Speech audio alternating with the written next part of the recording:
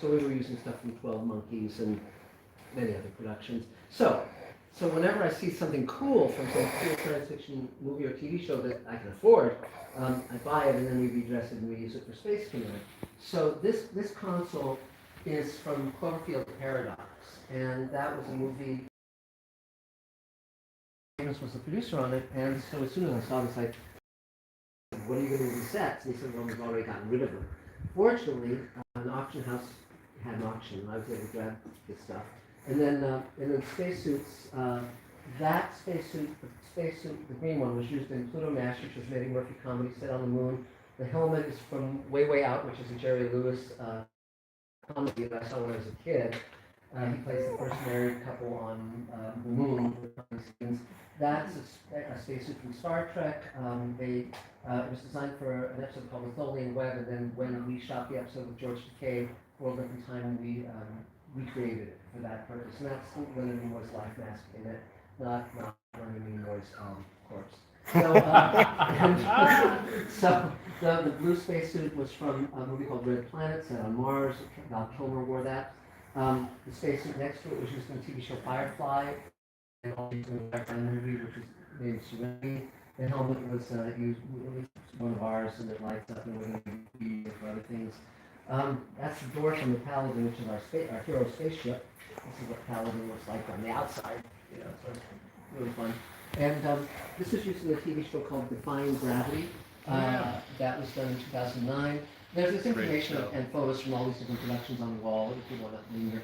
The helmet is a real helmet from a MiG fighter jet, a Russian fighter jet. There's in fact some Cyrillic writing on the back of it. And so if you want to see a photo of a lady standing by an actual MiG fighter jet, there it is. And again, we haven't put these, put the finishing touches on these things, but again, it's mix and match. This is a film called Europa Report that was set on the outer moons of the solar system, and this helmet was made for a French science fiction film called Descent of the Red Planet, about a team climbing the highest mountain in the solar system on Mars. This panel back here was built for Ender's Game. And again, the great part is that we have sort of this retro science fiction aesthetic in Space Command, so we can utilize a lot of this stuff. And the Space Command takes place throughout the solar system and then out into the galaxy, and so it's perfect for us.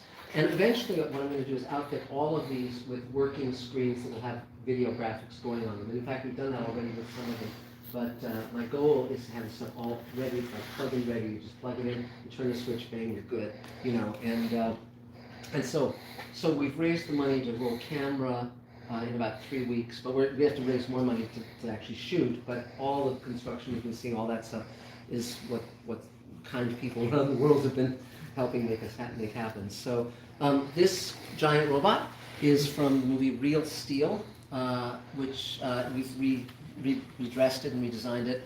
Eric Rodriguez is our production designer. He designed the alien ship, and David Bartlett, our producer, built that opening that he's standing in front of. So he is, if he was going to do that Buster Keaton gag where the doorway falls forward and he's standing, in the middle of it, we could do that. So, but this Real Steel was about robot fighters of the future. It's based on a short story by Richard Matheson, who actually wrote this. He did a Twilight Zone based on this short story that had Lee Marvin, and then they did a feature with Hugh Jackman, and that's from the feature. Now, what I want to do is I want to rig up a mic and a speaker in the head and hook that into the AI programs that you can have conversations with, and basically be able to say, how are you doing today? And they'll say, well, I'm doing fine, how are you? And you'll be able to have a conversation with the robot. And then, of course, if we scan it into CG, then we can animate it. But there's something very fun about having real physical items, so that as our guys are walking down a hallway, you just walk past this. It's just like in Star Wars, there's so many throwaways, they're cool, and they flesh out that universe. And so it's really great. It's also so fun to be able to say, I just want a giant robot. And then over here, we had a contest. This isn't fully put together yet. There's more pieces. We're trying to get this ready in time. We had a spacesuit contest, and one of the categories was build a spacesuit for $100 or less entirely from parts from Home Depot. And so that was the winner, but it actually looks significantly better than that, but that's not bad. These are more of the Cloverfield Paradox controls and screens. this was supposedly used in Rocky Jones' Space Ranger, a 1950s TV show, and looks it. And this is a sleep pod from the movie Passengers, and we just used that in Space Command. We redressed it and used it in the hospital on a space station. Now this, and that's a cup from. This is an amazing item from Thunderbirds, the live.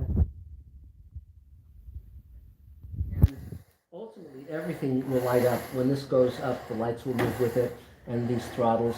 So basically, in Space Command, we're doing an episode coming that we'll be filming called The Great Solar War, where the Paladin, our guys need to go out to another system, and we don't have faster-than-light drive yet. So a prototype faster-than-light drive is put in the Paladin, and it's going to be this. So it's going to be very, very cool. And then these chairs are from Ender's Game, and are very neat.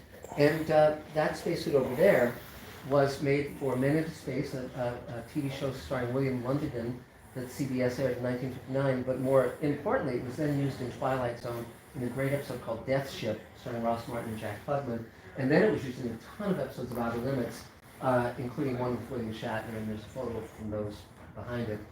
This is a spacesuit from Cloverfield Paradox, just gorgeously designed, gorgeously built. These chairs are from the recent remake of Total Recall, and they weigh 850 pounds, which they didn't tell me until I bought it. And they're like, well, how did we get it over here? And but it was worth it. And this thing, too, was massively heavy. It came in 2 gigantic crates from England. And this is a replica of the spacesuit from 2001, A Space Odyssey. That's signed to me by Gary Lockwood, who stars in the film. But it's one of my favorite spacesuits, and we're going to be reconditioning this, stripping the yellow off, painting it silver, making the helmet and the backpack and all that stuff. So this eventually will look extremely cool. That's from the recent Lost in Space TV show, and it's gorgeous. The helmet is not. The helmet, when they did the Tomorrowland movie, they had these kids' helmets that were just sold at the Disney store, and I bought them to utilize for various purposes. This is Ender's Game as well. It's really cool. This is an escape pod from Ender's Game that was just used in Space Command. And there was a guy who bought a lot of this stuff for a Halloween attraction he put on with his son in the valley, and he would basically, it was free for the neighborhood, but then the pandemic hit, and for 2 years he couldn't use his backyard, and finally his son said, look, let's get rid of all this stuff. So they put an ad on eBay for one of the items, and I found it, and then David Bartlett and I contacted the guy, and basically he had a mixture of horror stuff and science fiction stuff, and we basically bought all the science fiction stuff. And when we were loading it on the truck, he said, well, you want this? You can have it for $100. Like, yes! And it was plug-in ready. We didn't have to do anything to it, so really great. This is Ender's Game also. This is from one of my favorite movies, Aliens. And when Sigourney Weaver's cryogenic pod is discovered at the beginning of the movie, these guys come in and they wipe the ice from her pod and they say, this one, she's alive, there goes our salvage rights, guys. That's it, the whole thing, the mask, the suit, the backpack. And it was reused from the movie Outland, so they just put the stickers on it and so forth. And we used it for Ripple Effect, right? We used it for Ripple Effect, yeah. I was going to say, I think that Mark now probably has more time with these set pieces than the original production. Yes, absolutely. That's definitely.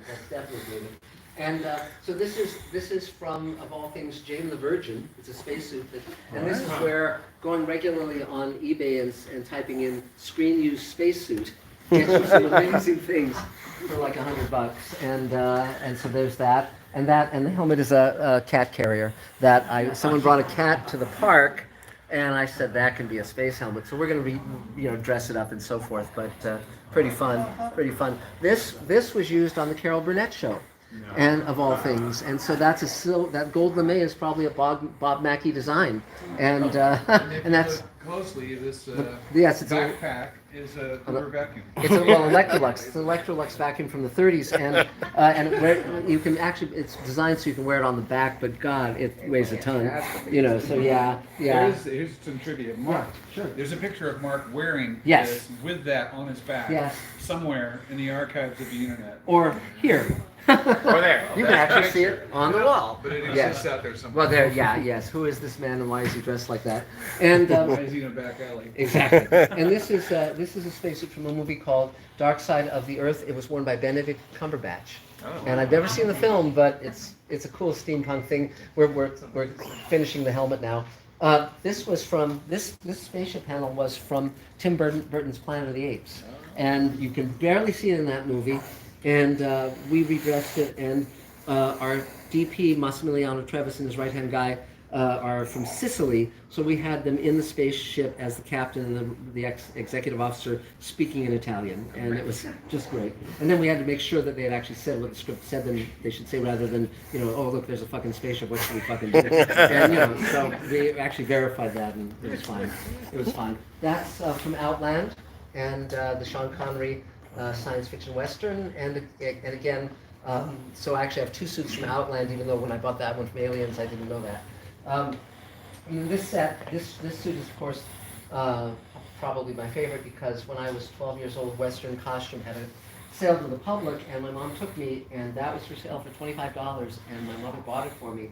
And my grandmother refused to ride in the car unless we put it in the trunk, because she was afraid it would come alive and grab her. and you know, sadly it did, and that's why she's not here tonight. But but I wore that. There's a picture of me there when I was 15 wearing the spacesuit, and I wear it in Space Command as well. And I'm just really glad I own it. And I'm really glad I had a mom who would let me do things like that. So that's some of it. That's some of it. What's that one? Which one? Oh, that up there? That's the exoskeleton. One of our characters is paralyzed because we've encountered with a very pernicious alien species. And so there's a headdress, there's all sorts of stuff that goes with it. And that's in the episode we're filming now, Forgiveness. That was made for Space Command. That was made for Space Command. By hand. Yes, by hand. An entire jewel. Yeah, by a woman who has a bridal shop, interestingly enough, Yeah. because we couldn't get the design we wanted. And so we went far and wide and remember the bridal shop in And we have an exoskeleton suit that is too small for anyone to wear. Yes, we're So showing if a you're chip really right now. small, Yeah. let me know. Yeah, exactly. Yes, and then finally, and this is Mira Lacous, one of our dear friends and backers of the show, and she's been wiring up this stuff for days, and she's great. She came from Minnesota to help us out. Wow. And she is wearing a screen-used costume from Starship Troopers, the jacket. Yay. Yes. So any questions, guys? Anything anyone wants to know? Yeah, go Quick ahead. question, have you contacted NASA for any equipment from the space shuttle program? Not yet, but I'm happy to, if anyone wants to hook me up, and it's not mind that at all. I That used to would- work there. Yeah, well, yeah, absolutely. We'll talk. And by the way, this little necklace, inside of it is a piece of Mars, interestingly enough. So yeah. So pretty fun. So other questions? Anybody? Happy to answer the secret of life. Anything. But the main thing is that this is like a walk through my head. This is how my head works. This is what lives in my mind. I'm so glad to be part of a tradition of science fiction, because, in science fiction, you can go to conventions, you can meet your heroes, you can come to a party, and there's Tuvok from Star Trek playing the guitar. I mean, it's family. Science fiction is a family, and all these great science fiction writers and science fiction actors I grew up with. Nichelle Nichols is in the episode we're doing now. We filmed her just before her passing, and she was wonderful. And I met her when I was 10, and she took me on the Star Trek set. And it's like, it's not standoffish. It's not like Hollywood is. Finish the rest of that story. Well, sure. Well, I was 10, and Mom was dating a comedian. My mom was a divorced mom. She was dating a guy named Eddie Leroy, who'd been a protege of Milton Berle. And he knew I was a Star Trek fan. I was such a Star Trek fan that when it aired, I recorded it on reel-to-reel tape in case it never showed again. Wow. Okay, I was 10 years old. And one day Eddie said, I've got a surprise for you. And he drove me to his apartment building. Unfortunately, it was not what you might think that story would go to. But he knocked on the door, and Nichelle Nichols opened the door. She was playing Uhura on Star Trek at the time. And she gave me a signed photo of herself as Uhura and one of her signed Star Trek scripts. And being the kind of kid I was, I said, do you have any more of these? And so she reached in her waste paper basket, pulled out 5 more scripts, and I still have those in my collection. Wow. And interestingly enough, the reason she had thrown those scripts out was she was about to quit Star Trek, and she ran into Martin Luther King, and he said, you must not quit this show, because it's the one non-stereotypical role of a black person on television. And so she stayed on Star Trek. And but then I went to the Star Trek set and saw the last episode. They had a shot of the original series, Turnabout Intruder. And I sat in the captain's chair. I stood on the transporter and saw the light bulb that was screwed in, above. I saw engineering, which was a forced perspective set, so it looked like it went on forever. It was actually about like this deep, and really amazing. And so from that, and also the loose pages of Turnabout Intruder I collected together at the end of the shooting day, and I still have those. And but that got me going on the idea of writing science fiction and being a producer and all that. And then with Nichelle Nichols. Then we shot with Nichelle Nichols. Yes, and so I ran one day. Jimmy Diggs, I don't know if Jimmy's here, but yeah, he walked out. I said something to kind of know. But the Jimmy Diggs, who's a science fiction writer and wrote for Star Trek, we were about to have our convention, our Space Command table at Comic-Con, San Diego Comic-Con, and he called me and left a message saying, I have a favor to ask. I don't know what's that going to be.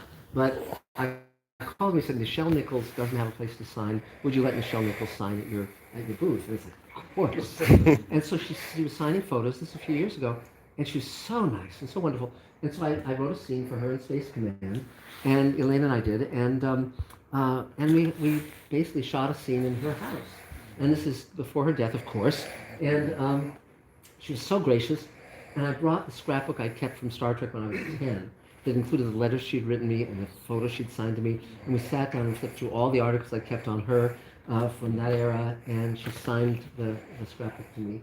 And just to have that come full circle and have her be in Space Command after she was such an inspiration to me when I was a little kid, Because the funny thing is, even though I grew up in LA, I wasn't from a showbiz family. My mom was a working mom, and it was, and so when I went on that Star Trek set, it was like going through the mirror into, a magic place. And so now I'm able to live in that place. And there was one cool thing I saw in her house. She had a little memorabilia. Yes. Mostly it was just a very nicely, decorated house. It was. And in the kitchen, in the dining room, in a bowl, were a bunch of tribbles. That's fun. That's fun. Yeah. Well, at the end of the shooting day, she said, "Thank you for gracing my home," which is just so incredible. And so I'm so glad that we got to do that, and then to work with so many wonderful people, and so many of you guys have been part of Space Command, have been helping in one way or another, and and if you know a rich millionaire, send him my way. I have to raise in a few thousand in the next few weeks, but I mean, this is just a dream come true, and the great part is, people complain that the networks don't let the creators make shows the way they want them to, and I'm not answering to any network, any studio. I can, then I write it, we cast it, we shoot it, Bartlett, all of these people who've been in Castoria, all these people who've been such a help. Vince, I mean, I look around and I see, my life, it's great, all these people who helped me, because there's a great episode of Twilight Zone called Kick the Can. It's set in an old folks home, and it's basically an old man gets the idea that if he can play Kick the Can, he'll become a child again. He won't have to age and die. And there's one point where he's asking the other old people to play the game with him, and they're resistant. They don't want to look silly. And at one point he says, "I can't play Kick the Can alone." And because of that, they're so moved that they go and play Kick the Can, and they all turn into children and run off into the night to be, but the point is, I can't do this alone either, and so it takes all of you helping and everyone helping us. So I'm very grateful to all of you, and and we're going to continue doing this. We have 5 more series that we're readying that we're creating with a number of my friends who create a lot of very, very successful shows, and on it goes, and then I guess the last thing I should say is. Not long ago, I wrote a book with Guillermo del Toro, and I asked Guillermo for a blurb for this, and he said, "Mark Zicree keeps the indie sci-fi beacon shining, a true believer in self-reliance and ingenuity above budget." So, yeah, okay, he gets it. So thank you all for being here, and if there's anything, thank you. Excellent.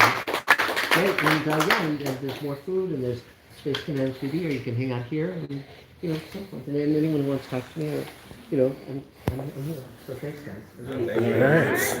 And thank you all out there on Mr. Sci-Fi. Yeah, we were streaming on Mr. Sci-Fi as well, my Sci-Fi channel. So yeah, but thanks. See you later. Pretty good. Yeah, pretty good. Thanks, guys. I didn't know.